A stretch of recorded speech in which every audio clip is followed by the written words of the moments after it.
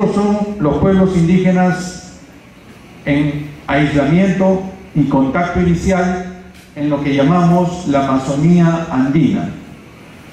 Este es un proyecto que, financiado por USAID, trabajó en Ecuador, Colombia, Perú, Bolivia, ayudando a la protección y al intercambio de información sobre pueblos indígenas en aislamiento y contacto inicial. Como pueden ver, hay una variedad de puntos marcados con verde, que son áreas protegidas. Hay también lugares marcados con rojo, que son lugares de presencia. Ecuador y Bolivia, por lo menos uno, que es lo que reconoce el gobierno, pero los antropólogos y los académicos hablan de 3 hasta 5 pueblos en cada uno de estos. En Paraguay, fuera de la Amazonía, pero en el bosque del Chaco, también hay pueblos en aislamiento. Los existen en Oceanía y hay pueblos en contacto inicial en África, por ejemplo. Entonces, es una realidad de los pueblos de los bosques. Esta es la legislación de pueblos indígenas en aislamiento en la Amazonía. Antes de hacer este estudio, yo sabía que había una ley del año 2007 en Perú, habían algunos decretos en los otros países, pero no pensaba que había tanta legislación. Tenemos 5 constituciones que hablan de pueblos indígenas y 2 de ellas tienen referencias directas a pueblos indígenas en aislamiento y contacto inicial. Esas son las constituciones de Bolivia y de Ecuador. Luego tenemos leyes que se refieren a estos pueblos.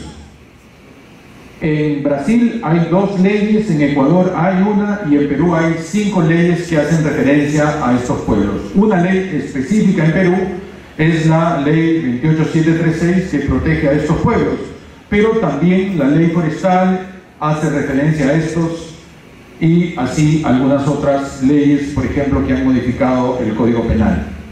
Luego tenemos una gran cantidad de decretos. Tenemos 102 decretos que en Brasil se llaman portaría.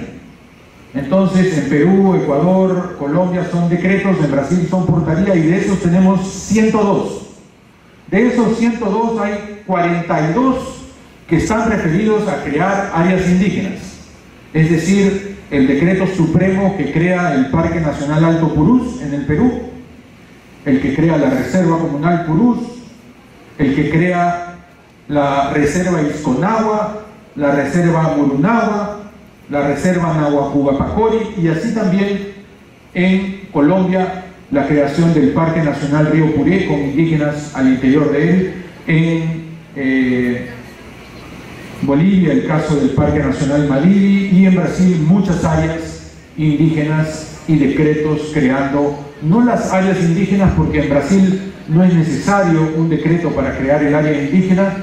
En Brasil el informe del antropólogo permite delimitar el área y establecer la protección, pero entonces luego sale un decreto para establecer lo que llaman un frente de protección etnoambiental. Esto es el instrumento de gestión del gobierno brasilero a través de la Fundación Nacional del Indio, que está adscrita al Ministerio de Justicia para brindar protección efectiva en el campo. Entonces, un frente de protección etnoambiental es la presencia de antropólogos, asistentes del antropólogo, médico y personas que dan alimentación de soporte a estos pueblos y a los equipos que trabajan con ellos. Tenemos también proyectos de normas y tenemos 6 normas de nivel regional. Por ejemplo, el plan de protección para estos pueblos indígenas en aislamiento y contacto inicial aprobado en Ucayali.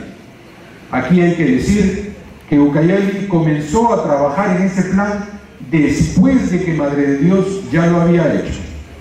Y fue el ejemplo de Madre de Dios el que impulsó a Ucayali a hacer su plan. Impulsó a Cusco a comenzar a trabajar en ese plan. Pero gracias a un cambio de administración en el gobierno regional, entonces el plan en Madre de Dios no se ha aprobado y no se trabaja en él.